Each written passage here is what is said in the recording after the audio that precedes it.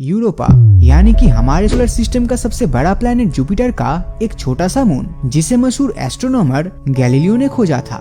साइंटिस्टों का ध्यान इसके ऊपर तब गया जब उन्हें इसके अंदर मौजूद एक विशालाकाय और रहस्यमय समुद्र के बारे में पता चला। और हम सब जानते हैं कि जहाँ जल का अस्तित्व होगा वहाँ लाइफ एग्जिस्टेंस का एक हायर पॉसिबिलिटीज बन जाती है। तो इसीलिए साइंटिस्टों को लगा कि अगर वो यूरोपा में समाये हुए समुद्र में से पानी के सैंपल्स को कलेक्ट कर सके तो हो सकता है कि उन्हें एलियन लाइफ होने के सबूत हाथ लग जाए। वैसे तो जुपिटर के पास कुल मिलाकर 79 मून्स है, पर उनमें से तो सबसे खास चंद्रमा है गैनीमीड और यूरोपा।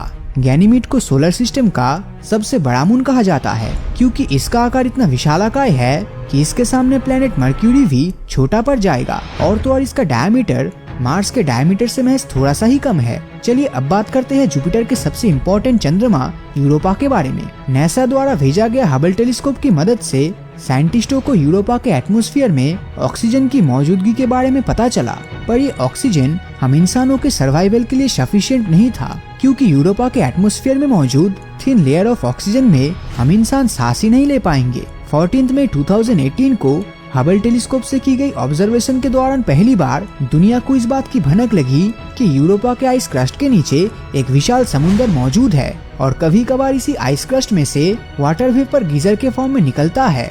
लेकिन आखिरकार गीजर के फॉर्म में निकलने वाले इस पानी का सोर्स क्या था? क्या ये यूरोपा के सरफेस में जमे ओशन से ही निकला था? यही बात साइंटिस्टों के लिए एक आशा की किरण बन गई, क्योंकि अगर वो इन गीजर से निकलने वाले वाटर सैंपल्स को कलेक्ट कर पाए तो सिर्फ तभी उन्हें यूरोपा के हिडन ओशन के बारे में सब कुछ पता लग जाएगा। हालांकि कुछ जियोफिजिकल रिसर्चर्स का मानना है इन गीजर्स का लिक्विड सोर्स जमीन में छिपी कोई ओशन नहीं, बल्कि यूरोपा की सतह में जमा हुआ बर्फ ही इसका मेन सोर्स है। ये बर्फ जब पिघलता है तब उसी लिक्विड से ही यूरोपा का वाटर फ्यूम्स या गीजर को अपना लिक्विड सोर्स मिल पाता है। आखिर इन गीजर्स के पीछे का राज क्या है, ये हमें अब तक नहीं पता चल पाया है। लेकिन इसी राज में से पर्दा उठाने के लिए नासा का upcoming fly by project Europa clipper भी काफी फायदेमंद साबित होने वाला है, पर इसे लॉन्च होने में 2024 तक का समय लग जाएगा। साल 1995 से लेकर 2003 तक नासा के गैलीलियो स्पेस प्रोब ने यूरोपा को बहुत ही बारीकी से ऑब्जर्व करके काफी सारी इंफॉर्मेशन साइंटिस्ट तक भेजा। अपने मल्टीपल फ्लाई बाय मिशन द्वारा गैलीलियो स्पेस प्रोब ने यूरोपा के सबसे बड़े क्रेटर को ढूंढ निकाला और इसी के साथ यूरोपा के आइसी सतह के नीचे किस तरह यह विशाल समुद्र बना उसी के राज से पर्दा भी उठाया। यूरोपा में स्थित वो विशाल क्रेटर जो आज से लगभग सैकड़ों साल पहले यूरोपा के ऊपर एक बरसते एस्टेरॉयड के टकराने से बनी थी, उसी जोरदार टक्कर की वजह से जो एक्सट्रीम हीट रिलीज हुई उससे यूरोपा में मौजूद पूरी की पूरी आइस क्रिस्टल पिघल गई थी। लेकिन समय के साथ धीरे धीरे इसका सतह बर्फ में तो जम गया, पर आइस शीट से निकलने वाली पोर्शंस वापस नहीं जम पाया। और ऐसा इसलिए हुआ क्योंकि यहाँ जमीनी सतह के नीचे अधिक मात्रा में सॉल्ट मौजूद था और इसी इंक्रीज्ड सैलिनिटी की वजह से आइसी क्रस्ट के नीचे के हिस्से का पानी लिक्विड स्टेट में ही रह गया।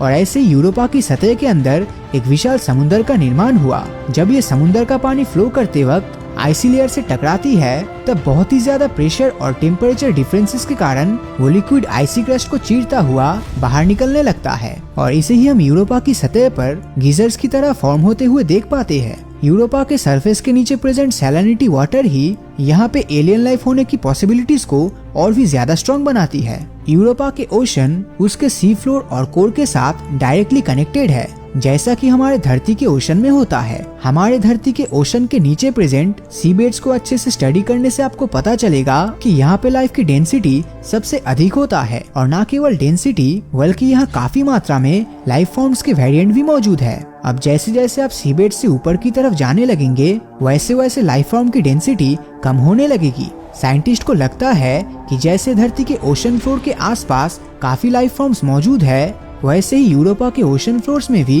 एलियन लाइफ का एग्जिस्टेंस जरूर होगा, क्योंकि धरती में सी क्रिएचर से लैंड क्रिएचर और सबसे आखिर में हम इंसानों के जन्म तक का एवोल्यूशन प्रोसेस धरती के सैलाइन वाटर से ही शुरू हुई थी। तो इसीलिए हो सकता है कि यूरोपा के सी बेड्स में हमें एलियन लाइफ के अस्तित्व देखने मिले, या फिर ऐसा भी होने की संभावनाएं है कि यहाँ ओशन फ्लोर के नीचे कॉम्प्लेक्स ऑर्गेनिज्म रहता है, ठीक हमारे धरती में मौजूद एंडोलिथ्स की तरह। एंडोलिथ एक ऐसा बैक्टीरियल, फंगल या एल्गी है जिन्हें हम हेबी रॉक्स कोरल आइसलैंड के नीचे सर्वाइव करते हुए देखते हैं।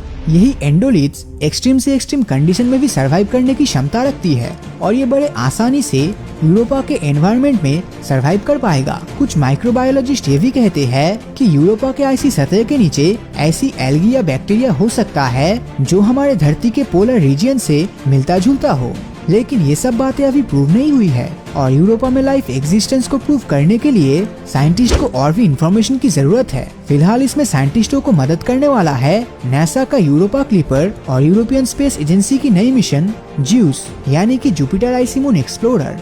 हमें उम्मीद है कि ये दोनों सैटेलाइट प्रोब यूरोपा के चक्कर काटते हुए इसके बारे में सभी प्रश्नों का उत्तर हमारे सामने जरूर ला पाएगा। तो इस बारे में आपकी राय नीचे कमेंट करके जरूर बताएं और अगर ये वीडियो आपको अच्छा लगा हो तो इस वीडियो को लाइक और अपने दोस्तों के साथ शेयर करना मत भूलना। और जिन लोगों ने हमारे फेसबुक पेज ब्रीदिंग नॉलेज को फॉलो नहीं किया है वो वीडियो के ऊपर दी गए फॉलो बटन को क्लिक कर दीजिए ताकि जब भी कोई नया वीडियो अपलोड होगा उसका नोटिफिकेशन आप तक सबसे पहले पहुंचेगा। तो मिलता हूँ आपसे अगले वीडियो में और हमेशा की तरह थैंक्स फॉर वॉचिंग।